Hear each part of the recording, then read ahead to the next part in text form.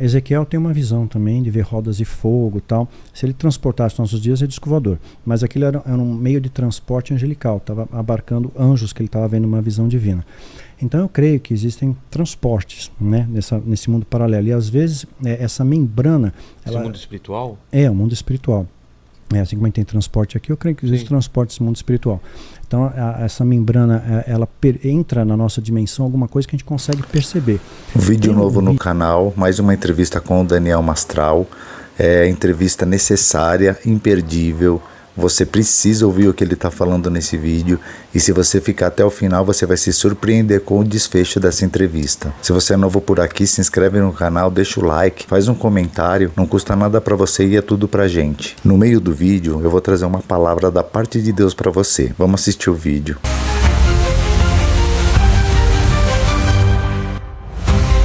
Você sabia que existe um segredo bíblico capaz de transformar qualquer relacionamento, mesmo quando parece não haver mais saída? No livro digital Amor com Propósito, um guia divino para relacionamentos prósperos, você vai descobrir como reacender o amor, restaurar a paz no lar e criar uma união que resiste a qualquer tempestade. Não é teoria, são princípios práticos baseados na palavra de Deus, prontos para você aplicar hoje. Será que o seu relacionamento já poderia estar vivendo isso? Baixe agora e descubra. E esse livro da vida, quem está nesse livro da vida? O livro da vida quem é aquele que realmente, não necessariamente Jesus, mas quem busca Deus, todo o seu coração, todo o seu entendimento, busca fazer o bem. A questão do bom samaritano, do publicano, não tem uma embalagem. Eu sinalizei, teve muçulmanos que foi muito bem acolhido. Mesmo que um indígena, uma pessoa que nunca teve contato com como a é que escritura, e Deus ele é bom, amor, vai você acha condenar que ele vai uma jogar pessoa. Pro inferno, né? Eu como pai, eu jamais condenaria um filho meu a um sofrimento. É filho, você continua amando, é um amor incondicional, amor ágape. Então não está ligado à condição, se ele é favorável, eu continuo amando. Né? Claro que ele vai colher consequências das suas escolhas, como o filho pródigo colheu. Não, então isso o pai não pode impedir, ele aponta o caminho, desde a direção é essa, o filho faz a escolha. Né? Então o caminho, como o Deuteronômio coloca, né? 30 de 15 a 20, está diante de ti, a vida e o mal, a bênção e a maldição. Escolhe a vida, para que viva toda a tua descendência. A escolha é nossa, Deus mostra o caminho. E é claro, você vai colher consequências das suas escolhas. Então, mas o amor de Deus continua te perseguindo. Às vezes você vai chegar a Deus pela dor. Você passa um monte de presepado e fala, Senhor, me ajuda. Aí você volta para Deus, você entende o Criador, você entende que existe uma força espiritual majoritária que rege todo o universo. Tudo é muito perfeito. É uma engrenagem muito perfeita para ser acaso, né?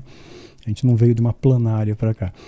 Né? Então, é algo assim singular. Então creio sim, vai ter o arrebatamento, eu creio nisso, e eu estou vendo os sinais se modulando, e tem aí a galera que vai ficar para a grande tribulação, como Apocalipse capítulo 7, eu falei no início, retrata, essa galera toda veio da grande tribulação, chegaram pela dor, e vai chegar um momento que você não tem para onde correr. É o que? Você não acreditou? Não acreditou, de repente vai ter Mas aí começar a ver e falar, realmente era aí verdade. Já foi, aí foi. De repente tem um governo do Perdeu o bonde da história. Exatamente, aí você vai, puxa, e mas agora? ainda pode ser salvo. Eu creio que sim, claro, mediante arrependimento, por que não? Sim. Senhor, me arrependi, ok, agora eu entendi, agora eu estou vendo. Antes eu conhecia, eu ouvi falar, agora eu estou vendo. Como Tomé. Agora eu estou vendo, é palpável, exatamente, agora eu vejo, agora eu sinto. De repente Deus existe. Né? E às vezes a gente precisa, às vezes Deus tira tudo de você e deixa só ele ali. Ele chega no fundo do poço, só tem um lugar para olhar, para cima. Vamos abrir uma pesquisa aí? Bora lá. Quem acredita no arrebatamento? Vamos lá, vamos ver o que o pessoal que está assistindo a gente E, Lene, teu nome tá no livro da vida já ou não? Ah, tá. É mesmo? Tá. Fabi? Sim. A gente tem que ter essa certeza empírica. Paquito tá inicial, já tá lá? Ele foi levar uns documentos para tentar resolver isso. Exato, tá no cartório agora resolvendo exato. isso. Vamos ver se ele resolve logo esse negócio. Né? Manda aí, Lene. Ó, é um seguinte, tem mais um comentário aqui, ó. A Roberta Rabelo mandou o seguinte aqui, ó. Hoje estou ouvindo os dois maiores ícones que sigo no YouTube, Mastral e Vilela. Pô, obrigado. Que honra. Obrigado, Roberta. Gostaria de saber se existe mais ficção do que história real em seus livros ou é o contrário. Um abraço a todos da equipe. Teu primeiro livro? Filho do Fogo? É. Não, tem mais quanto real, quanto ficção? Porque você tem que também...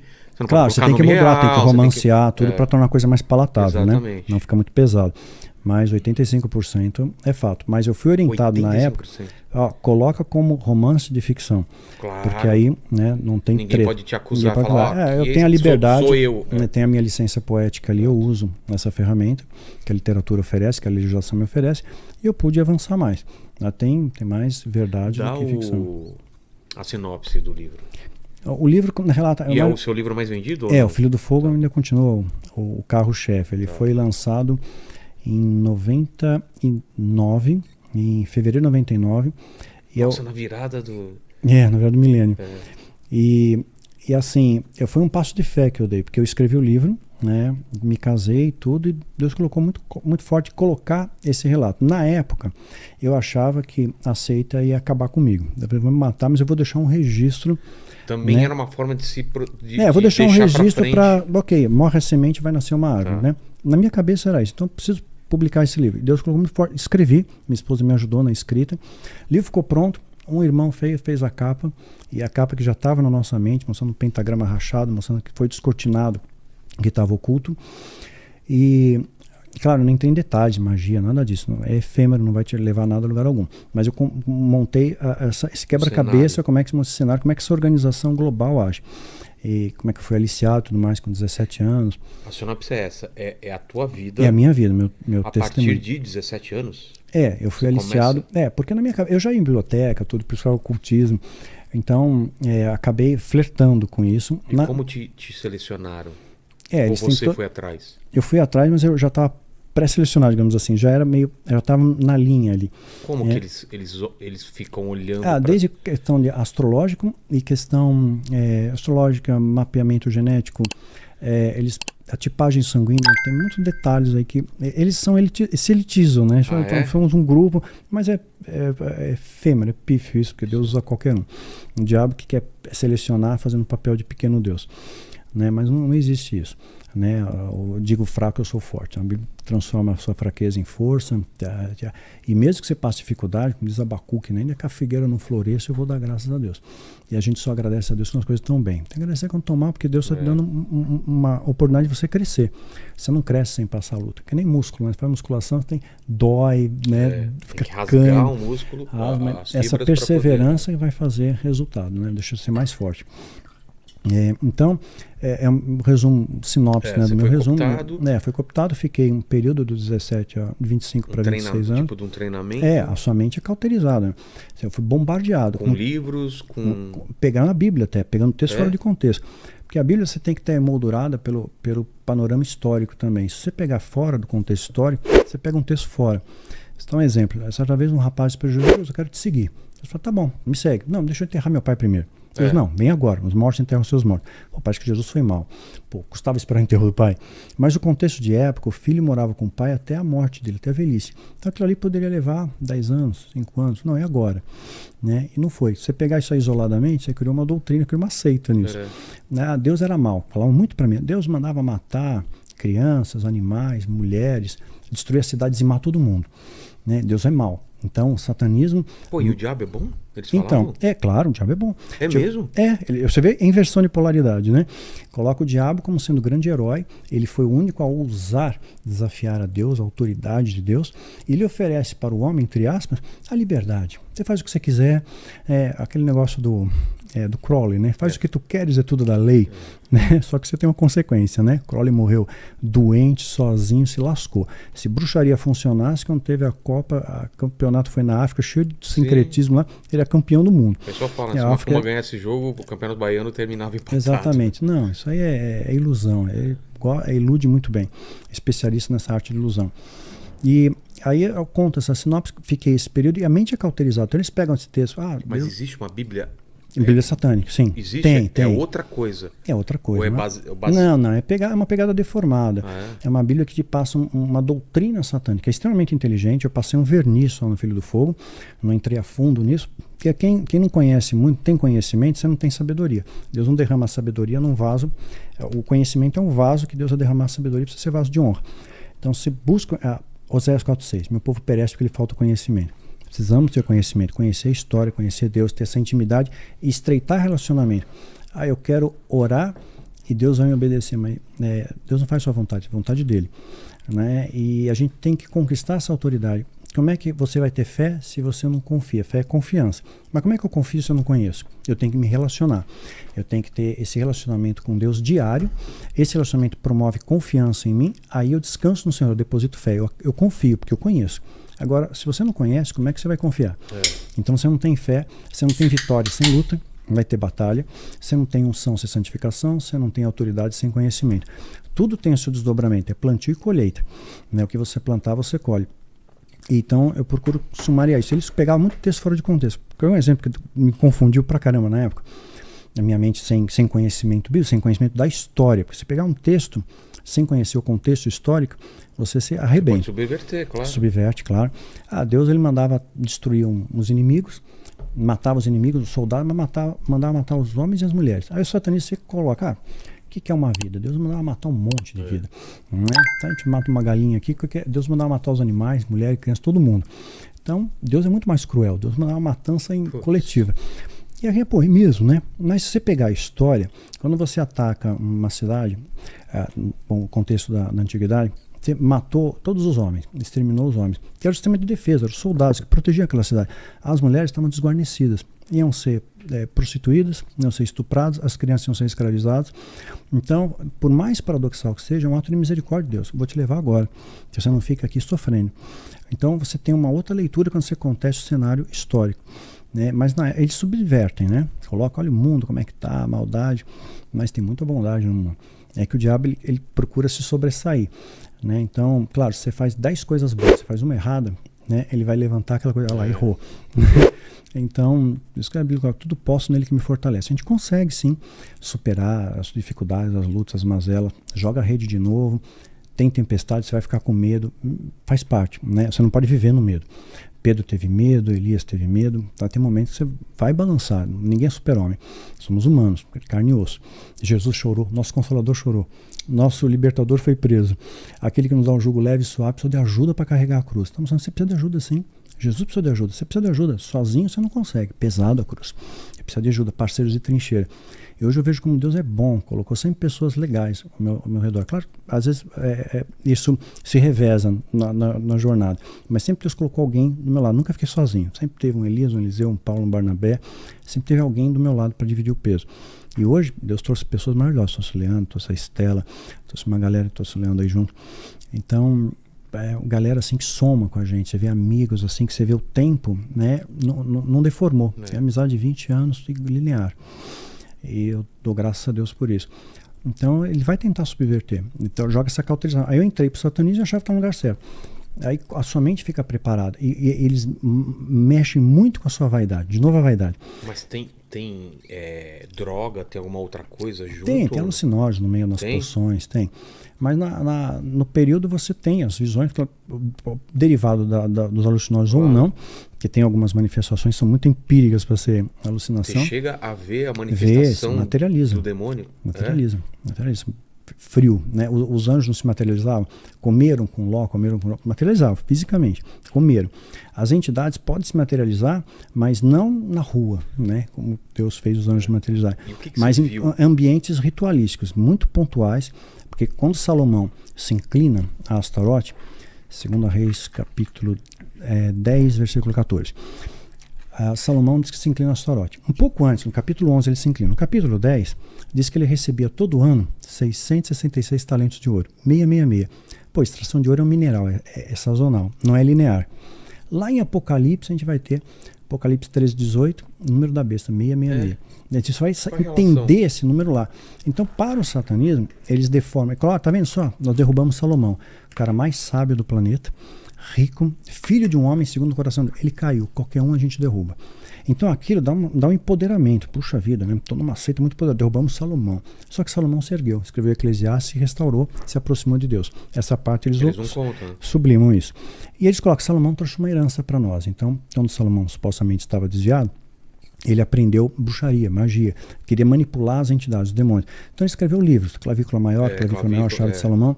Mas o que você encontra hoje em livraria é plágio, não é o verdadeiro. Os originais, não é de verdade. Os originais estão hermeticamente fechados na seita secreta. Seita secreta é discreta. Tem gente que recebe e-mail do satanismo, o satanismo, o Illuminati, venha ser Illuminati, e aí o bobo paga $100 para fazer parte do clube, recebe uma carteirinha e faz o pacto virtual ainda. Não é assim. Né? Não.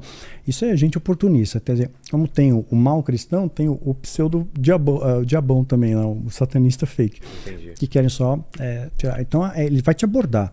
Abordagem física. Então, eles fizeram todo o mapeamento e me abordaram no momento que eu estava bem mais frágil, né? Momento de transição, né? Família, tudo. Aquela época de 17 anos, meio rebelde. Tendo encontrar uma explicação, um sentido para a vida. E pensa, te escolhe para fazer parte de uma seita.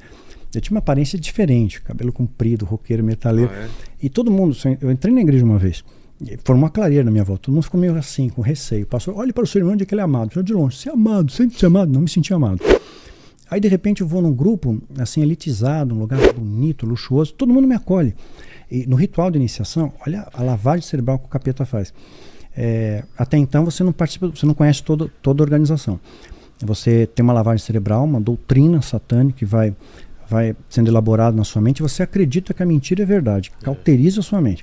Quando você está apto a fazer o ritual de iniciação, tem todo um ritual detalhado, quando termina o ritual, está todo mundo encapuzado, né, as pessoas tiram o capuz e te aplaudem, tipo, você é bem-vindo. Não, dá uma sensação, uma adrenalina. Poder de... Poxa, sou bem-vindo, faço parte de uma família. Pertencimento. Né? Um pertencimento. E é ilusão. Porque tá todo mundo enganado. E as visões que você teve dessas materializações hoje em dia, você acha que eram por causa de alucinógeno? Não, tem algumas que foram muito empíricas, muito incontestáveis. Muito contestáveis. Visualmente, como que é?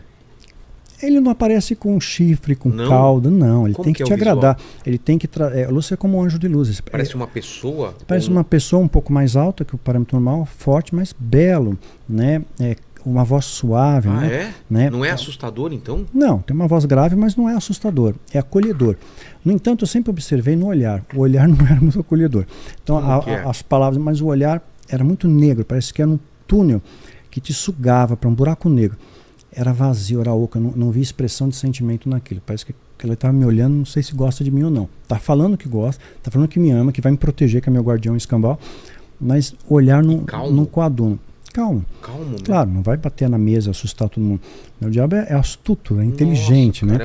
Ele se camufla. É um visual totalmente diferente dos filmes, assim. Sim, é uma coisa estereotipada, né? Um negócio de enxofre, chifre. O diabo não é burro. Não. Né? Ele tem que se vestir como um anjo de luz, ele tem que cauterizar a sua mente, transformar a maldade em bondade. Mas é claro, ele mostra que ele vai prestigiar aquele grupo e vai causar um mal para quem não é do grupo. Então ele vai te oferecer proteção. E o mundo jaz o maligno.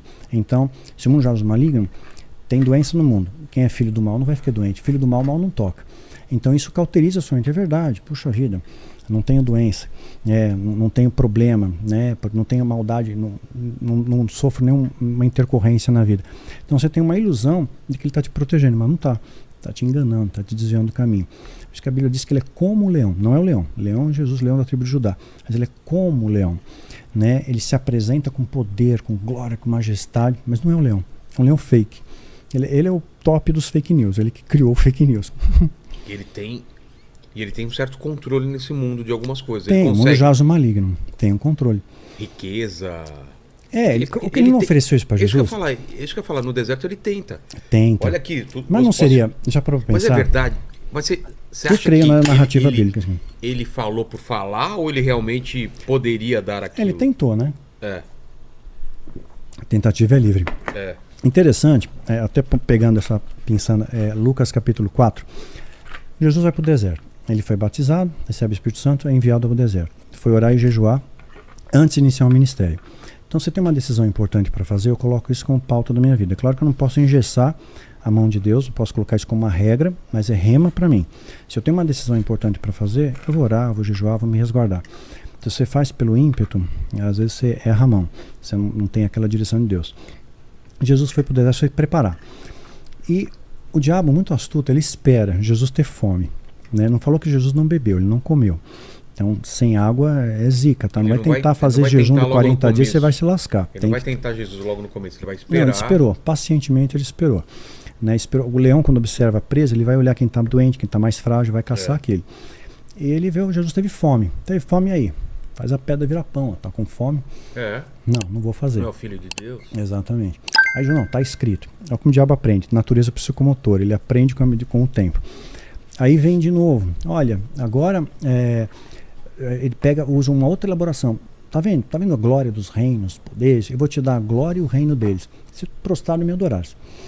Agora interessante, isso aí não ia seduzir Jesus. Jesus veio do céu, da Jerusalém celestial. O que esses tesouros temporais, efêmeros, passageiros iam tentar? Não foi uma tentação, mas tentou, porque estava nesse mundo como carne. Então ele testou se realmente Deus estava ali na presença de Cristo ou se tinha a humanidade era mais presente. E ele tentou aquilo ali para ver a linha que ele tinha, a fronteira. Mas isso traz ensinamento para nós. Hoje a gente acha que dinheiro, fama, poder traz alegria. Não traz. Pode até trazer conforto, mas não traz felicidade. Né? Isso tudo é efêmero, é passageiro, é temporal. Né? Então isso não está linkado com a sua felicidade, é algo que vem de dentro. Né? É uma luz que vem de Deus para você. Independente se você tem ou não tem, é o pão nosso de cada dia. Deus não vai deixar faltar o essencial. Então eu estou com 50, se for para 56 anos, eu não tenho casa própria, não tenho, nunca tive nada contra quem tem. Acho até legal você ter uma segurança. Para mim, até o presente momento, não era uma coisa que me envolvia. Hoje eu já penso, puxa, né, vou ter um filho, tal, melhor. Porque você cada lugar, de repente está aqui, amanhã está lá. Então eu preciso de uma âncora num porto seguro. Hoje eu já estou fazendo uma releitura disso, colocando aos pés da cruz. Mas tentou. Então a gente não pode colocar. Judas vendeu Jesus por moedas, né? A gente tem que negociar Deus. Você dá tanto para ganhar tanto. Deus não faz barganha com você. Não existe comprar porcaria ungida. Tem que buscar a sua santidade. Tem que ter um relacionamento com Deus. Não tem um objeto mágico. Porque isso é a magia cristã, né? Deformada, contaminada. Então ele contamina. Então ele não é interessante para o diabo, por exemplo, que você acredite na mentira. Se duvidar da verdade, ele já ganhou. Ele contamina a tua água. Joga uma gota de veneno. A água parece que vai matar a sede. Mas tem um veneno. Tem a mesma propriedade da água. Inodoro, insípido e incolor. Você toma, tem ilusão, matei a sede, mas está contaminado. Aquilo vai te envenenar, vai te fazer mal e vai ter um desdobramento negativo na sua vida. Então, aí ele vem de novo, na outra tentação. Né? E o que Jesus fala? O diabo, olha, estou colocando aqui você no alto, se atira. Está escrito. Jesus falou, está escrito, está escrito. Ele aprendeu. Olha, está escrito, pegou a própria palavra. Está escrito, você pode se atirar aqui que os anjos deram ordem para te guardar. Se atira. E Jesus, não pode tentar a Deus. Então, ele sabe o que está escrito, ele deforma isso, ele muda. E se a gente olhar, resgatando até uma coisa que a gente começou a falar, no horizonte histórico, quando Jesus vem e estabelece as bases, né, do amor, os pilares, os apóstolos começam a externar isso para o mundo, Paulo, ele prega aos gentios. Quer dizer, Deus não selecionou, você é romano, você é judeu, sabe? Todo mundo, a mensagem é para todos, é o amor que resgata. O verbo que se fez carne é amar a Deus e ao próximo. Aí o cristianismo começa a ganhar forma. A igreja primitiva, se estuda historicamente, era unida. Pega Flávio José, historiador, unida, uma fé inabalável e indestrutível. Nero começa a deflagrar a perseguição com os romanos, Nero, imperador maluco, põe fogo em Roma, porque ele queria espaço para construir um palácio, incendiou Roma e pôs a culpa no cristão. Começa a perseguição dos cristãos. Os cristãos eram presos, eram levados na arena, na época que o Coliseu foi construído, por Tito. Curioso, Vespasiano foi o 9º imperador romano, 9 aparece de novo. Né? E aí o Tito fica no controle, depois os tesouros do templo saqueiam o templo e constroem, ajuda a financiar o Coliseu. É um microcosmo da cultura romana. Depois do Coliseu, essas pedras que estavam no Coliseu foram usadas para a Basílica de São Pedro. Mesmo local onde caiu o raio quando Bento XVI fez a renúncia. Tem as coisas começam a se amarrar. Porque tem uma energia, a pedra absorve energia, matéria, absorve e reverbera para o meio. Então, construiu o Coliseu, os cristãos iam lá, lançados às arenas, lançados às feras, eram queimados vivos, crucificados. E a história disso, Flávio Joséfo, Plínio, Eusébio, não só historiador judeu, mas você pega romano também, fala a mesma coisa. Eles iam cantando louvores. Imagina que fé, cara. Vocês sabiam que o morrer se ajoelhava e cantavam adoração a Deus. Então, é algo que a gente precisa resgatar. Aí o diabo, não consigo destruir esses caras, vou contaminar. Em vez de perseguir, eu contamino. Aí Constantino se converte, nasceu as bases católica, apostólica, romana, e entrou o sincretismo. O Império Romano era politeísta, entrou, né, santos, mártires, relíquias, escambau, contaminou a essência divina. Não centralizou mais em Deus, mas em pessoas. Isso acabou chegando a um platô, a reforma protestante, né, Lutero faz a reforma, 31 de outubro de 1517, e curioso, que era para ter duas bases, tinha a católica, apostólica romana, tinha um protestante também, tinha a ortodoxa também, mas considerando dois polos. Só que a protestante protestou com si mesmo e foi desmembrando. Né? Hoje a gente vê N ramificações por aí, qual que é a verdade no meio dessa Babel? Né? Hoje até se você quiser fazer, isso é experiência pessoal minha, tá? Eu estudei teologia, tudo, mas se você quiser hoje aprender, eu vou fazer teologia na faculdade XYZ. Você absorve aquela doutrina, XYZ. Ela não vem mais aquela teologia pura, refinada. Isso que eu tenho procurado resgatar nos grupos de estudo e tudo mais, a gente voltar para o que a palavra tem. E é claro, os romanos, em 325, fizeram o concílio de Nicéia, 313 tem o Edito de Milão, a religião oficial do Império Romano, o cristianismo, 325 eles vão escolher o cânon. Tinha mais de 300 bispos lá para dar pitaco, para escolher o que entrava e o que não entrava. É evidente que eles fizeram uma pré-seleção.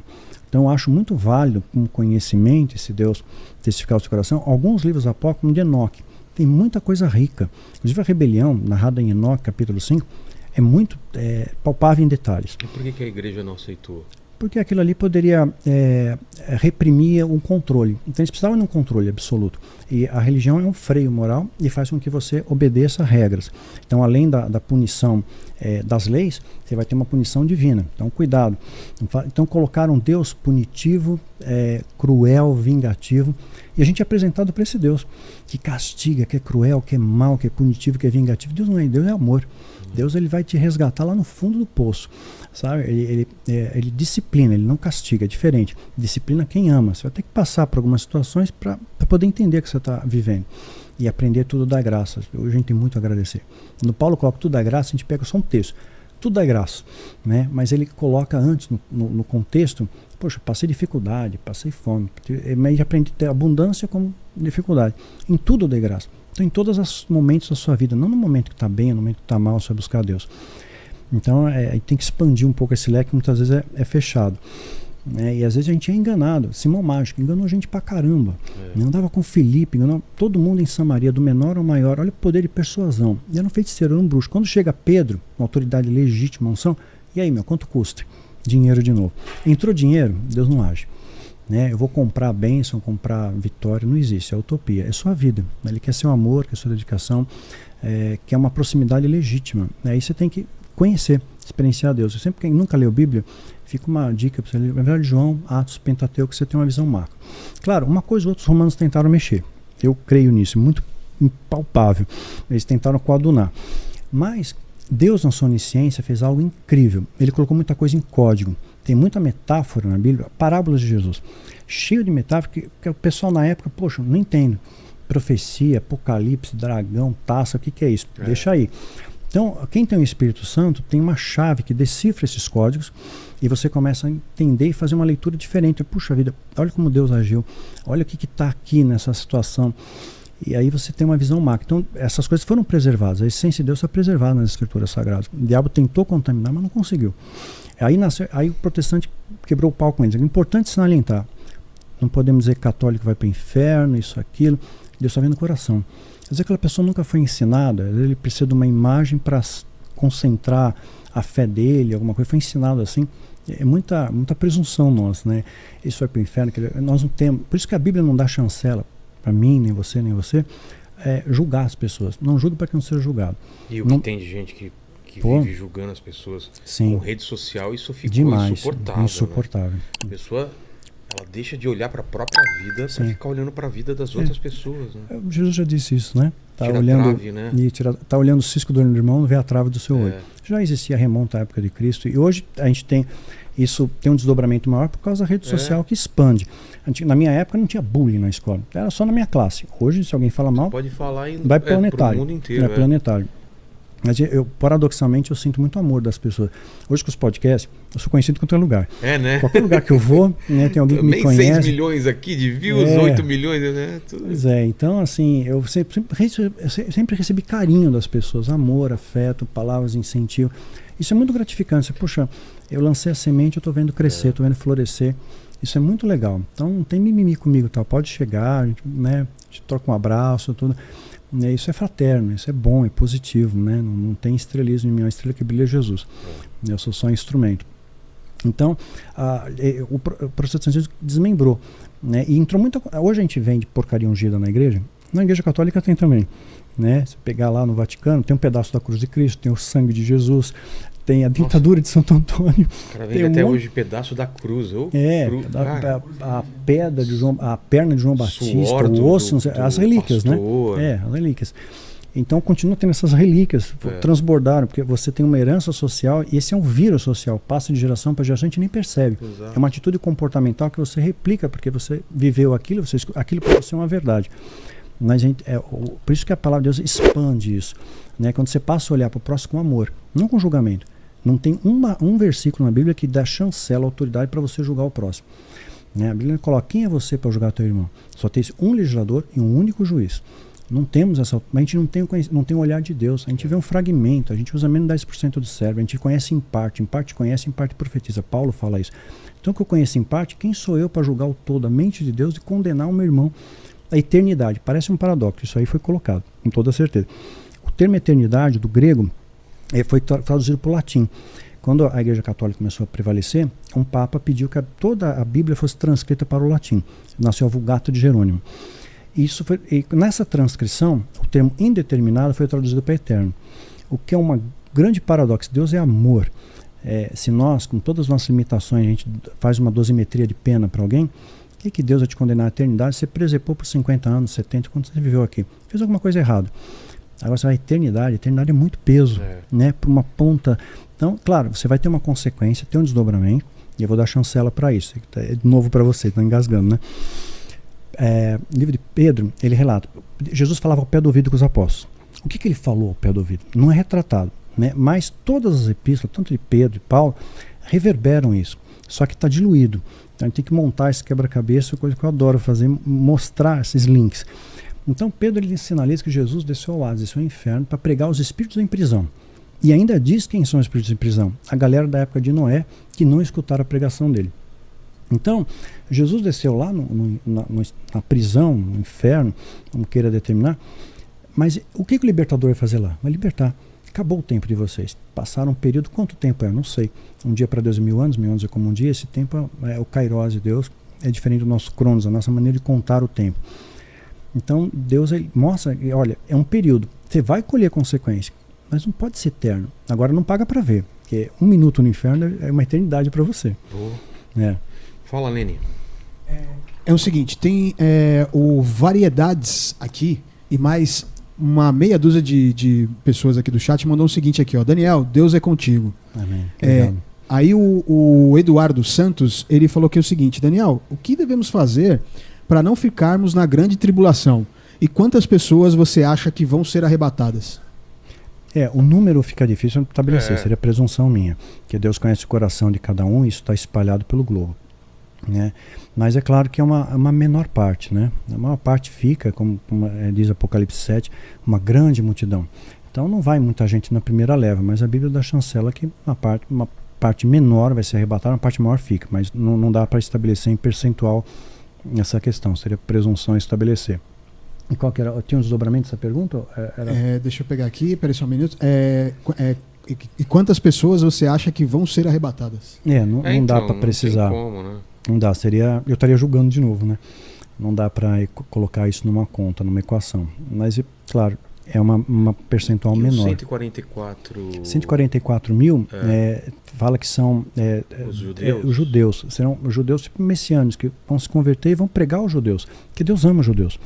Então, os judeus ainda continuam fazendo a contagem de tempo, 5.700 e pedrada. Não está no calendário gregoriano.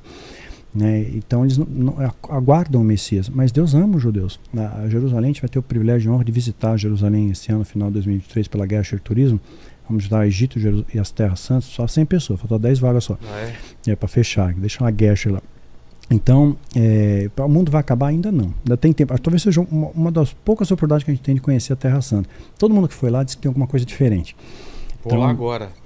Todo mundo vou que lá eu conheci. Agora, final de janeiro, vou pra lá. Que legal. Meu sonho. Depois me dá um feedback disso aí. Eu tô ansioso demais, cara. Porque 100% das pessoas Imagina, que foram. Você tá num lugar que surreal. Tem história Nossa, pra caramba. Até arrepia só de pensar. Então. Imagina, Jesus passou por lá, o Jordão, tudo fantástico. Todo mundo que foi pra lá e volta diferente. Volta diferente. Alguma coisa, mesmo a pessoa mais cética assim, volta diferente. Quebranta ali. Então é surreal mesmo. Você vê, no livro de Mateus, no capítulo 18, do versículo 38 em diante, diz assim: Então clamou dizendo: Jesus, filho de Davi, tem misericórdia de mim. E os que iam passando repreendiam-no para que se calasse. Mas ele clamava ainda mais: Filho de Davi, tem misericórdia de mim. Então Jesus, parando, mandou que lhe trouxessem. E chegando ele, perguntou-lhe, dizendo: Que queres que te faça? E ele disse: Senhor, que eu veja. E Jesus lhe disse: Vê, a tua fé te salvou. E logo viu, e seguia-o, glorificando a Deus. Em todos os milagres de Jesus, sempre teve a participação da pessoa que recebeu o milagre. Quando Jesus diz: A tua fé te salvou, significa que ele tomou a atitude de ir até Jesus. E você pode fazer isso hoje, na sua oração. Quando você lê sobre a vida de Jesus na Bíblia, toma uma atitude, age, que Deus vai reagir na tua vida. Vamos voltar para o vídeo. Você sabia que existe um segredo bíblico capaz de transformar qualquer relacionamento, mesmo quando parece não haver mais saída? No livro digital Amor com Propósito, um guia divino para relacionamentos prósperos, você vai descobrir como reacender o amor, restaurar a paz no lar e criar uma união que resiste a qualquer tempestade. Não é teoria, são princípios práticos baseados na palavra de Deus, prontos para você aplicar hoje. Será que o seu relacionamento já poderia estar vivendo isso? Baixe agora e descubra. E vai ser o cenário também dos eventos finais também. Sim, os eventos finais. E a figueira. Jesus fala, quando a figueira começar a florescer, isso que é chegado o verão e eu estou às portas. O que seria? A figueira é uma alusão a Israel. Quando você retroage lá para Gênesis, quando Adão e Eva pecaram, eles perceberam que estavam peladão. Aí, com tanta planta que tinha lá, eles pegaram a figueira. Pegaram a figueira. A figueira é uma representação do pecado. Mas depois que Jesus pega e fala, poxa, essa figueira não dá fruto e tal, e a figueira morre na narrativa bíblica. O satanismo deforma. Deus sabia que não era tempo de dar fruto, por que ele amaldiçoou? Deus é mau. Não. Era uma representação alegórica, para quem tem entendimento, entende, para que os sábios entendam. Isso que a Bíblia fala, os sábios entenderão. Sábios é aquele que tem uma intimidade com Deus e o conhecimento transcende isso e derrama sabedoria. Aí você tem esse discernimento mais refinado. Então, a figueira, Israel não está dando frutos. Né? Eu estou falando e não vai sobrar pedra sobre pedra nesse templo. Vai acabar o templo. E Jesus profetizou em ano de 70, acabou na estrada de sítio, destruiu o templo, Jerusalém, tudo. Então, deixou muito claro que o templo hoje somos nós. Não está necessariamente ligado a tijolo. Eu sou membro da igreja XYZ, isso não é chancela para a sua salvação. É onde 2 ou 3 estiverem reunidos em meu nome. É você viver o que você prega. Falar de amor e não viver o amor, que espelhamento você está dando para o mundo? As pessoas estão olhando para a gente, precisando de referência. Uma vez eu pedi para o Senhor me dar uma referência. Algumas referências que eu tinha começaram a tombar. É vaidade, orgulho, soberba, dinheiro. Você tinha referência como assim? Pessoas, homens, carne e osso como eu, puxa, estão aí, estão de pé, estão anunciando a palavra e não estão sucumbindo à vaidade, à soberba, a dinheiro, à fama. Então era uma referência, ele consegue, eu também consigo. Entendi. Né? Porque, claro, o diabo ele vai tentar. Essa é a... O orgulho precede queda. É por isso que a gente tem na Bíblia essas figuras, para a gente se espelhar e ver o que passaram. Os heróis da fé, sabe? Então, mantiveram. Paulo manteve linear ali, Eliseu, tudo, porção dobrada. Ele morreu do doença que ele tinha, mas ele não desistiu. A fé dele permaneceu até o fim. Então, isso é fantástico. A igreja primitiva tinha isso. Aí depois contamina e você dilui essa fé. E hoje nós temos que resgatar isso e centralizá-la de novo. Então, essa questão da fé é muito importante, mas você tem que ter relacionamento. Esse relacionamento não funciona. Né? É um rádio sem pilha. Não vai reverberar. Total. Fala, Leni. Deixa eu achar aqui, que correu um pouquinho. O Minuto de Espiritualidade. Ele está pedindo para você falar sobre o pastor Caio Fábio. Caio Fábio? Ele colocou assim aqui, ó. Ele deu e o pastor Caio, ele só colocou a pergunta, e o pastor Caio Fábio? Dá o contexto pra gente. Pois é. O Caio me deu um grande apoio quando eu perdi meu filho. Ele entrou em contato comigo, ele conseguiu meu telefone através de alguém, alguma pessoa em comum. Me deu um apoio, deu acolhimento, considerava um pai espiritual, sabe? Era um momento que eu precisava de uma voz pastoral, né? Porque eu estava liderando a igreja, depende de Deus, como Paulo, né? Que ele reportava a Deus, mas ele ensinava, dava a direção. E chegou um momento que Deus, você conquista esse patamar. Claro, um bom líder tem que ser um bom liderado antes. Então, evidentemente, eu fiquei debaixo, chamava de cobertura, assim, me reportava uma liderança, aprendi. Tive que aprender, se ninguém pode ensinar o que não sabe. E naquele momento, né, eu estava liderando já um grupo, de repente perdi meu filho, fiquei sem chão. Precisava de uma palavra vinda de Deus através de alguém que fosse até mais velho, que eu tivesse uma experiência semelhante. O cara também perdeu um filho, tudo. Ele foi um instrumento de Deus, me ajudou, me abençoou, me fortaleceu. Estava tudo bem, tentou até se encontrar algumas vezes, acabou não houve ensejo. Ele veio para São Paulo, a gente sempre tinha algum contratempo. E aí passou, né? Perdi minha esposa, depois sinalizei para ele orou por mim, estava muito presente, me mandou vários áudios, contou as experiências que ele teve com Deus também, com a ausência do filho, a perda e tudo mais. E de repente, do nada, mandaram um vídeo dele para mim falando que ele estava dizendo, ou direto ou indiretamente, hoje eu estou um pouco mais... eu tenho que procurar o que não é tóxico para mim, sabe? Claro. Então, às vezes rede social demais intoxica, né? Então, eu tenho que fazer um detox. Porque é uma ferramenta que o diabo pode usar. Porque ele faz você ver com a lente errada. Ele amplia uma coisa pequena. E aquilo parece grande, mas está vendo com a lente de aumento dele. E de repente alguém mandou para mim, mandou um trechinho, onde o Caio parecia que estava dizendo nas entrelinhas que eu tinha sido responsável pela morte da minha esposa. Nossa. Né? Que eu tinha feito uma espécie de suicídio assistido, alguma coisa assim. Mas isso não tem âncora, né, de provas, de fatos, de elementos. Talvez ele tenha escutado de alguém. Alguém falou para ele. Alguém falou para ele, né? Então. Pô, mas nem para ligar para você, para. Não ligou.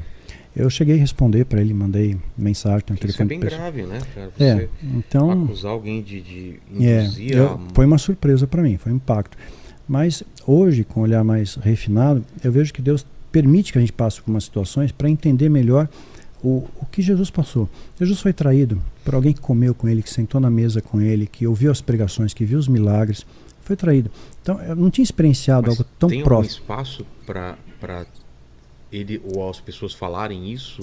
Provavelmente alguém muito próximo a mim deve ter sinalizado alguma coisa. Eu acho que é isso. E aí tomou aquela opinião isolada como verdade. Mas sem âncora, sem sustentação de fatos. Né? Então isso aí cabe à justiça divina. E a gente tem as ferramentas aqui também para isso. Né? Então, é uma pena, porque eu gosto dos dois também. Caio e Fábio. Sim, eu não tenho mágoa, não carrego isso. Deve mágoa, ter escutado de alguém mágoa, tomou como verdade. Eu continuo orando por ele, não tenho nada contra. Exato. Né? Se eu encontrar com ele, vou dar um abraço. Né? Foi muito usado por Deus, sou muito grato por tudo que ele fez. Então não estou aqui para apontar o dedo para ninguém. Me fala então, se vocês se encontrarem e conversarem, porque isso de boa, se eu encontrar com ele, imagina, vai receber um abraço meu, um beijo no rosto. Né? Eu tenho muita gratidão pelo que foi feito. Quer dizer, não é porque a pessoa teve um deslize ou uma interpretação, uma leitura errada, que eu vou condenar todo o histórico dele. Tem uma importância muito grande. Uma importância muito grande, foi uma referência para mim. Eu li os livros dele, ele mandou livros dele para mim, mandei livros dele para ele, ele fez essa troca muito positiva. Então eu tenho um carinho muito grande, um respeito muito grande. Uma pessoa que tem levado a bandeira tentando resgatar valores de Deus, né? Não tenho nada contra. Se encontrar com ele, vai ganhar um abraço, um beijo, te amo, obrigado por tudo que você me fez. Né? E cabe a Deus. E são duas pessoas, né? Tanto você quanto ele, que são muito atacados. E vocês dois são muito atacados por parte da igreja também. Sim, né? sim. Eu vejo essa similaridade de vocês, né? Exatamente, não tenho nada contra. Né? Então, ele continua sendo uma referência para mim, né? Como Paul Washer como David Wilkerson, John Piper, são referências. Quais foram suas referências ou são hoje em dia? Eu tinha algumas no Brasil, que eu vou omitir o nome, mas que para mim era uma fonte de inspiração. De repente, a pessoa se deixou fagocitar pela soberba, pelo dinheiro, pela fama. Eu falei, caramba, você caiu nessa. E hoje em dia, tem alguém que você escuta, hoje, uma pregação, vai procurar? Sim. Eu gosto do Augusto Nicodemos.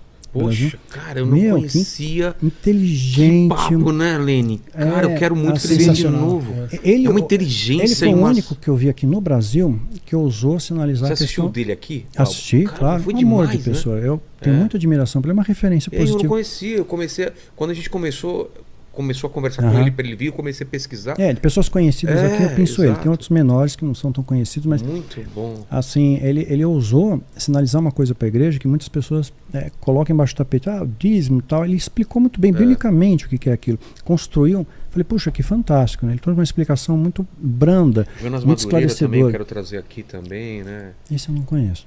Né? Então, e tem assim, Nicodemos, fora do Brasil, Paul Washer. Paul Washer é uma referência. Eu não conheço. Paul Washer. Que eu vou atrás do quê? De vídeos dele? Vídeos dele. Livros, Paul Washer. Digita pregação chocante. Eu já ouvi falar, mas eu não... Também não conheço. Ele, o David Wilkerson, que escreveu a Cruz e o Punhal, né, que ele fez a conversão do Nick Cruz. Foi famoso esse livro? Famoso. Foi o primeiro livro que eu li quando me converti. Né? Foge, Nick, Foge, a Cruz e o Punhal. E tem testemunho do Nick Cruz na internet. Meu, o cara fala do amor de Deus, as pessoas se quebrantam. Ele não está fazendo, se você fizer isso, fizer aquilo. É simplesmente a palavra de Deus quebranta as pessoas, o amor. E é isso que tem se perdido. As pessoas hoje buscam, Deus está aqui porque eu sou ungido, eu sou isso, que somos nada. A gente não é nada. Né? A gente é só instrumento, ferramenta na mão de Deus. E está sujeito ao erro, mas tem que levantar e prosseguir. Vaidade, né? A vaidade. Vaidade. Né, Lene? Maior problema. Eu acho linear. O David Wilkerson deixou um legado incrível, já é falecido, mas deixou um legado incrível. Né? O próprio Nick Cruz. Então são pessoas que olham, puxa vida, tem uma linha linear, não se corromperam, não entrou vaidade, não entrou soberbo, não entrou altivez. Né? Linear, mesmo discurso, né? Não mudou. E isso para mim é uma motivação, porque é ser humano como eu, né? Claro, carne e osso. Claro. Né? Então, se ele consegue, eu também consigo. Se Paulo conseguiu, eu também consigo. Olha para a Bíblia, mas Davi conseguiu, eu também consigo. Davi errou, mas ele aprendeu com o erro e que sofreu consequência do que ele fez. Então, não é que você pedir perdão, tem uma consequência, tem um desdobramento. Então, simplista assim, Deus é justo juiz. Então, você plantou, você colhe. Mas eu olho para os personagens bíblicos, poxa, passou por isso, mas ele conseguiu. Né? Nada mais me separar do amor de Deus. Eu acho fantástico. A primeira coisa que eu estudei quando me converti foi a vida de Paulo. Eu lembro que o pastor falou para mim, cara, você quer poder? Quer sair do satanismo? Poder? O rabinho já balançando. Poder, sim, quero. Né? Então, leia a Bíblia. Eu falei, pô, legal. Peguei aleatório, assim, caí num texto que Jesus acalmou a tempestade. Aí os discípulos se falam entre eles, poxa, quem é esse homem que até o vento e o mar obedecem? Aquilo mexeu comigo, pô, preciso conhecer quem é esse homem. E comecei a estudar a vida de Paulo. Achei incrível aquilo. Falei, caramba, meu, que fé indestrutível, inabalável. Essa experiência. Resume pra gente a vida de Paulo. Quem era ele antes? Paulo foi fariseu. Fariseu quer dizer um termo, quer dizer o separado, né? Fazia parte de uma. Eram os líderes religiosos daquele tempo. Eles eram os guardiões da lei do Velho Testamento, do Torá, 5 primeiros livros da Bíblia, o Pentateuco. Então Paulo, de repente, ele era perseguir os cristãos. Veio o cristianismo, aí Nero deflaga a perseguição, os cristãos passaram, e Paulo liderava o grupo. Inclusive na Bíblia retrata, em livro de Atos, que Paulo estava presente no apedrejamento de Estevão, que estava buscando os valores que Jesus estabeleceu. Ele estava presente com a anuência dele, com a aquiescência dele. E de repente ele está indo para Damasco, né, com uma caravana lá, perseguindo o cristão, com a carta lá do imperador, vamos matar todos esses cristãos. Jesus aparece para ele com uma luz muito forte, ele literalmente cai do cavalo e ele fica cego. Olha o paradoxo. Eu acho lindo esses detalhes que Deus deixa registrado. Paulo, ele só enxergava o mundo, as pessoas, e não olhava para Cristo, não olhava para Jesus. Ele só via as coisas no entorno. Ele fica cego. Aí ele pega, depois quando ele volta a enxergar, ele se converte, ele volta, as escamas caem, ele não olha mais o mundo, que se lasque o mundo. Meu viver é Cristo, a morte é lucro. Ele só olha para Jesus. O paradoxo da vida dele é incrível. Às vezes você no meio da escuridão, tem uma luz ali, poxa, eu estava no caminho errado. Eu estava fazendo tudo errado, né? Como é que eu não via Deus? Deus se preocupou com ele e ele foi assim. A vida dele tem uma presença muito importante na Escritura. As epístolas paulinas trouxeram a mensagem da cruz de uma maneira muito ampla, alcançaram muitas pessoas e alcança até os dias de hoje. Quer dizer, ele não está mais aqui, mas a voz dele, a lição dele reverbera para o nosso dia. Então, a minha vida, a sua vida, um dia pode acabar, mas as suas palavras vão reverberar aqui. As pessoas vão, um dia eu escutei Vilela falando tal coisa, eu li tal coisa na Bíblia, eu escutei uma pregação, caramba, né? Aquela pessoa nem está mais lá. Mas a palavra, você está lançando sementes, você é semeador de Deus. Tá lançando sementes e vai ter colheita. Tem agora e vai ter no futuro também. Então, é incrível isso. Então, a vida de Paulo foi fascinante para mim, porque ele não desistiu. E no final, ele combatiu o bom combate, acabei a carreira, guardei a fé. Ele foi traído, foi enganado, foi roubado, foi preso, foi injustiçado. E no final da vida, ele está sozinho. Só está Lucas com ele. Todo mundo se afastou de mim, eu estou aqui sozinho. Ele fala, pô, traz Marco para mim. E Marco, ele tinha treta com Marco. Não conhece? Pegar o livro de Atos. Barnabé fazia viagens missionárias com ele, quis trazer Marco. E Paulo não quis que ele fosse. Teve uma briga, ele com Barnabé, tá? 2 homens de Deus, tretaram. Então acontece, viu, gente? Mas depois se reconciliar. E Paulo não queria, porque Marco deu para trás uma missão. Ele falou que ia, depois desistiu, e Paulo ficou com treta com ele. Só que aí, o desdobramento da história é tão incrível que Paulo vai preso e Marco está preso na mesma cela que ele. Né? Eles acabam se reconciliando e fica assim um grande auxiliador para Paulo. Tanto é que Paulo fala, traz Marco para mim. Ele é muito útil para o ministério. Traz a capa, estava frio.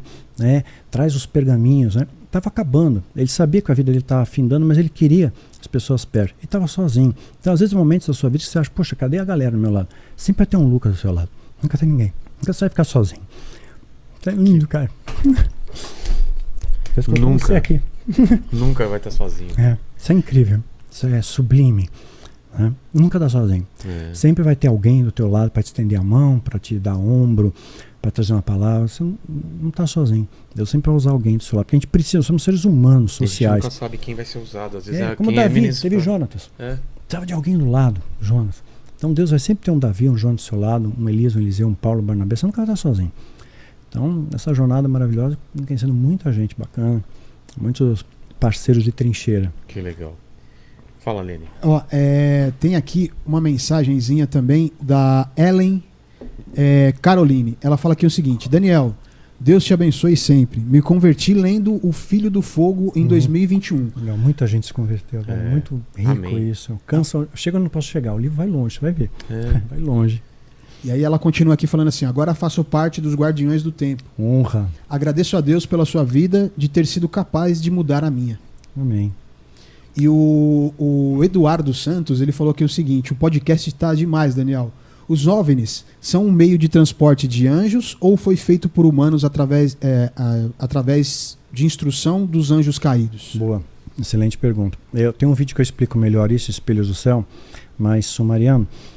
Ezequiel tem uma visão também de ver rodas de fogo e tal. Se ele transportasse nossos dias, é disco voador. Mas aquilo era um meio de transporte angelical, estava abarcando anjos que ele estava vendo uma visão divina.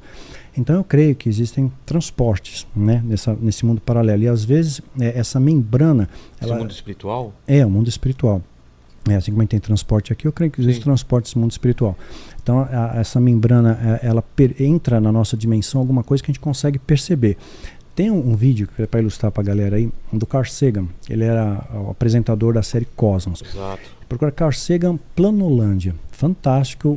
A explicação que ele dá é clara, para quem entende. Assim, ele desenhou a coisa, ficou fácil de entender. Ele fala sobre como seria um ser que vive no mundo uma 2D. Dimensão, isso. E uma tem dimensão, um ser 3D exatamente. que vai num... Vou tentar explicar. É difícil de explicar. Mas, assim, vamos ver se você entende, Lene. Imagina que um mundo bidimensional é uma folha de papel, concorda? Uhum. Você desenha um círculo naquela folha de papel. Okay. É o bidimensional. Só tem altura e largura. Isso. E tem um ponto lá que é esse ser. Uhum. Esse ser está preso dentro desse círculo. Exato. Ele não consegue sair do círculo, porque ele não é tridimensional.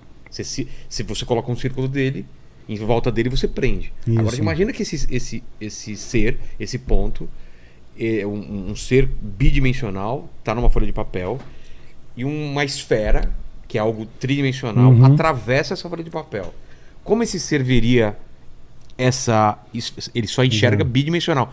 Como esse ser bidimensional veria essa esfera atravessando essa folha de papel? Uau! Doido, né? Imagina, ele tem uma limitação dos sentidos que ele não enxerga o tridimensional, ele só enxerga o bidimensional. Não tem nada, de repente um círculo pequeno aparece, vai aumentando, diminui e some.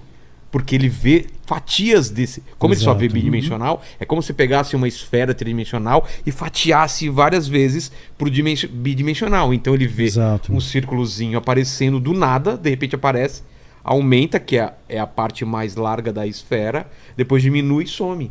Exatamente. Então é mais ou menos essa figura que, se a gente somos seres tridimensionais, que estamos num universo quadridimensional, porque você adiciona o tempo, mas um ser no mundo espiritual onde tem muito mais dimensões, a gente não conseguiria com os sentidos entender como esse ser aparece e desaparece. As formas seriam malucas, né? Nossas camadas sensoriais não conseguem. Exatamente, é muito legal esse vídeo. Deve ter no YouTube. Tem, facinho. Planolândia, tá recortado até. A gente é 3 dimensões, você projeta uma sombra. Mas o que ele fala de a pergunta sim, eu acredito que sim. São transportes de seres espirituais, no caso ali, angelicais.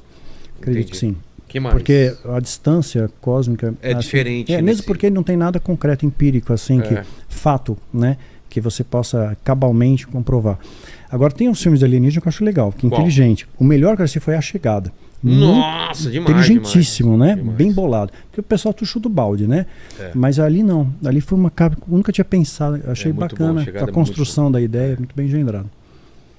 Ó, tem aqui uma pergunta do Giba, que é uma pergunta talvez um pouco profética, assim, né? Ele fala aqui o seguinte, ó, fala sobre a possível crise árabe do petróleo, assim que a energia, a fusão for viável economicamente, isso pode ser um start para o final dos tempos? Eu acredito que seja um gatilho importante. Sim, também. Ele vem corroborar com outros gatilhos, né? A própria Rússia já tem o suprimento de gás, já começa a comprometer lavoura na Holanda, tudo, produção de alimentos. Então já estamos, assim, tem muitos órgãos mundiais que já sinalizam, olha, vai ter uma crise econômica, tem uma crise de abastecimento, uma crise sanitária. Né, aqui mesmo, no nosso país, quando a gente enfrentou as contenções, faltou leito, né, e teve desdobramentos punk nos bastidores. Total. E aqui também tem uma pergunta do Matheus. Ele fala aqui o seguinte: quem for arrebatado para o céu ainda terá livre-arbítrio como os anjos? Eu creio que assim, Deus ele nunca vai colocar você engessado como um robô. Né? Ele deu o livre-arbítrio, mantém para nós. Mas evidentemente, uma vez que você erra e colhe toda uma consequência, desdobramento daquele erro, você não vai errar de novo, porque o caminho para você refazer é muito grande. Né? Uma proposta que eu faço até para a galera dos Guardiões, a gente fazer recapitular a história, desde a grande rebelião, onde começou toda a treta, até a grande tribulação. Então é uma jornada longa na história para o ser humano aprender que errou. Os anjos caídos aprendem, pô, que besteira que nós fizemos, né? Então você não vai cometer aquele mesmo erro, porque a consequência é muito desastrosa. Não vai ter isso, a gente vai estar desfrutando da eternidade em paz, eu creio nisso. Bom, aí tem aqui ó, o Eduardo Santos, ele fala aqui o seguinte: olha para os homens como você e João Carlos Marques e sinto que não faço nada para Deus, pois não tenho essa unção que vocês têm. Como me sentir merecedor? Não. Deus não escolhe os preparados, ele prepara quem escolhe. João Carlos Marques, vai até pensar, antes de eu me converter, mandaram, depois eu fiquei sabendo disso, né? Que ele teve foi arrebatado no céu, ele teve encontro com Jesus, tem isso em vídeo na internet. O João Carlos Marques, um pastor, né, escreveu livros até, e uma ocasião ele foi arrebatado ao céu. Ele teve uma conversa com Jesus, ele narra isso aí numa pregação. E nessa conversa, Jesus falou para ele, olha, assim como o diabo pegou alguém, um Judas, para trair a Cristo, tem alguém que serve ao diabo, que faz parte de um grupo, né, de seguidores do diabo, um tipo de discípulos do diabo, e eu vou tirar esse cara de lá, né, ele vai servir a Cristo e vai resgatar muita gente. Eu não sabia nada, não sabia disso, fiquei sabendo posterior à minha conversão. E aí quando ele soube da minha conversão, no vídeo ele retrata, fala, tem um satanista que se converteu, Daniel Mastral. Fala, é esse. Daniel Mastral não é meu nome, o nome de batismo que minha mãe me deu é Marcelo, tá? Daniel é um nome espiritual. No grupo, quando me converti, tinha um grupo de intercessão que orava por mim. Uma das pessoas recebeu uma direção de Deus, isso espalhou para o coletivo, eu acolhi. Né? Então Deus está mudando o seu nome. Como mudou Jacó para Israel, Simão, Pedro, às vezes Deus faz, caso pontual, né? São situações pontuais, não é? Quer dizer sempre. Então por isso Daniel, tá? Então, peguei o fio da meada. Eu quero mesmo? Olho para homens como você. Sim, eu resgatei. Então, João Carlos Marques falou, ele vai se converter. E aí quando falava, Daniel se converter, é esse o cara, é esse aí que Deus falou comigo. E assim, eu arrepiei quando eu vi isso daí, né? Então, eu não tive o privilégio e honra de conhecê-lo pessoalmente. Ele já é falecido, já está lá na glória. Mas deixou uma herança. Eu achei muito legal isso. Agora a questão de você ter unção XYZ, se comparando com os outros, cada um tem seu caminho. Cada um tem o seu chamado. Então Deus escolhe cada um dentro de um propósito, que nem os dedos da mão, são todos diferentes, né? Mas todos eles fazem parte do mesmo corpo. Você fechou, uniu, forma um punho. Então unidos nós somos fortes. Quantos personagens da Bíblia nós temos, anônimos, até nos dias de hoje, que ninguém conhece, mas é muito conhecido lá nos céus. Então as pessoas não conhecem, mas ser conhecido e reconhecido pelos anjos, por Deus, pelo Espírito Santo, ele vê o seu esforço, a sua dificuldade, a sua tentativa de acerto. Deus é amor, ele te acolhe. Então não tem o maior ou o menor, não existe isso, é utopia. Né? Não tem a treta entre os próprios discípulos, quem vai ser o maior? Deus? Não, o menor vai ser o maior. Então, humildade precede honra. Não existe, não se compare com pessoas, porque Deus, ele trata cada vida de maneira individual. Então, ele usou Davi, usou Jonatas, usou um monte de pessoas anônimas, que a gente não sabe quem é, mas Deus sabe. Está lá no livro da vida. Não estão os líderes no livro da vida. Todo mundo que realmente busca Deus como seu Senhor e Salvador, como centro, Criador, o eu sou. Está lá no livro da vida. Então, seu nome está lá, cara. Tenha certeza disso. Amém. E tem uma última pergunta aqui que é do Vinícius Cristani. Ele fala aqui o seguinte: boa noite, Vilela, Mastral, Lene. Depois dos vírus, no caso, ele mandou global aqui, mas seria vírus globais, né? Guerra na Ucrânia, da morte de Bento XVI e afastamento do Papa Francisco. Comente sua visão para o próximo Papa, o oitavo rei. Isso, oitavo rei. Tem Apocalipse, capítulo 17. O Bento morreu esse ano, não foi? Isso. Foi? Começo do ano. Tem alguma coisa profética, alguma coisa que... Tem, curiosamente tem. Como o Apocalipse 17 fala que uma linhagem de reis, né? Vieram de uma linhagem específica, ele vai ao oitavo, e esse vai trazer a perdição. Tipo, um líder religioso vai dar apoio ao anticristo, ele precisa dessa sustentação, precisa desse apoio. Ele vai ser um líder político, poderoso, mas ele precisa de um esteio religioso também para poder fagocitar, dar essa chancela de veracidade. E quando a gente pega essa questão do oitavo rei, é muito interessante que o Vaticano foi construído exatamente como uma Bíblia retrata entre 7 montes, histórica. E teve o Tratado de Latrão. Quando esse tratado foi assinado, né, passou a ter uma nova contagem, que o Estado do Vaticano se formou, independente, e a partir começa o primeiro Papa que presidiu o pontificado foi Pio XI. Mas ele já estava na mesma, ele já era Papa e continuou pontificando. Ele não pode ser contado, porque tem que vir na mesma linhagem. Tem que ser passar pelo conclave após o Tratado de Latrão. E se você começar a contar, tirando Pio XI, dos papas atuais, o Francisco é o 7º. O próximo é o 8º. Então, esse 8º vai dar esteio ao anticristo, que é um líder político. Então, eu vejo a história se alinhando, né? Até com um vídeo que eu fiz sobre a profecia de Nostradamus, tem uma outra pessoa contemporânea de Nostradamus que fez uma contagem, de 1300 e bolinha, quantos papas iam ter, e chegou exatamente, se a gente fizer a contagem, coincide também com o Papa Francisco ser aquele número, 213, quantos papas. E aí o próximo seria. Então, a gente vive um momento muito especial da história, que Jesus está voltando. Então, acho que é o momento da gente buscar a Deus acima de todas as coisas, amar a Deus, amar ao próximo, cheia de divisão em nosso meio, de treta, de muralha, de apontar dedo, né? Você aponta um dedo, tem 3 apontados para você, né? Então, dizer que ele vai... Somos pequenos deuses, é isso que o diabo quer fazer, quer que você sente esse empoderamento de Deus. Nós não somos Deus. Né? Então, você julga, condena, sentencia. Voltamos para o Tribunal do Santo Ofício, né? Voltamos para a Inquisição, né? Tinha até um manual lá, o Martelo das Bruxas, que tinha todo um mapa para você identificar quem era bruxo e quem não era. Se tivesse um gato preto, você ia para o Tribunal do Santo Ofício. Canhoto, sou canhoto. Varreu a casa com a mão esquerda, você é bruxa. Então, qualquer coisinha... E as torturas eram bárbaras. A gente vê hoje o que a igreja faz em nome de Deus, é o que o diabo faz. Ele deforma, contamina e usa aquilo como meio de destruição. Usa o nome de Deus para causar o mal. Aí as pessoas têm uma leitura errada. Acho que é Deus. Não, mas é o homem que contaminou. Doutrina humana e doutrina do demônio. Mas a Bíblia coloca.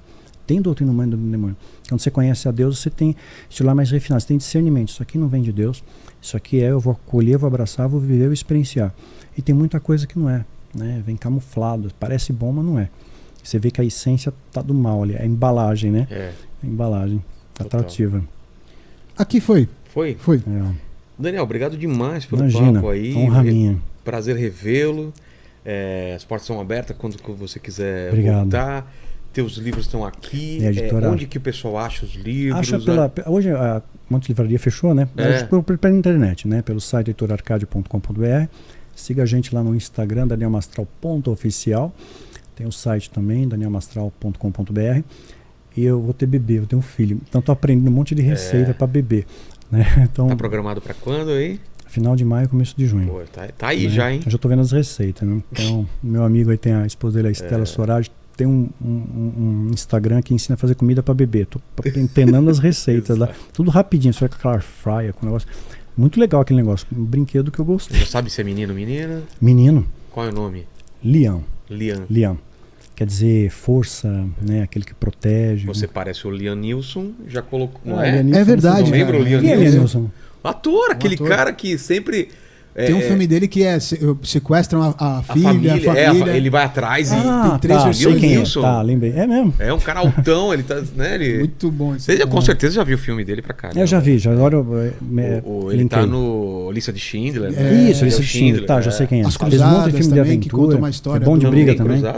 Ele é o pai de um bastardo lá, que depois herda uma terra lá em Israel e tal. Faz sempre que eu vi. Bem interessante. Legal. E um detalhe, estou pensando, exemplo, a gente está com um projeto legal, eu vou lançar um documentário, porque tem muita especulação, e diz que vou pegar minha família, minha mãe, meus irmãos, para retratar como foi minha infância, adolescência, transição, para ter alguma coisa de uma fonte original, legítima, né? Entendi. Então vai ser bem bacana. Também está embrionário aí, mas em breve a gente vai ter alguma coisa. Quando sair, volta para cá então pra gente, quando estiver lançando. Obrigado demais, Daniel. Obrigado, Lene. Palavras finais é contigo aí. É isso aí, galera. Curta esse vídeo, se inscreva no canal, torne-se membro, ative o sininho e leiam a Bíblia, porque tem muita coisa bacana lá, tem muita história de vida lá pra vocês aí, e é isso aí. É isso aí. Se você chegou até aqui, se inscreve no canal, deixa o like, faz um comentário, muito importante pro canal isso daí. Que Deus abençoe você e a tua casa e até o próximo vídeo.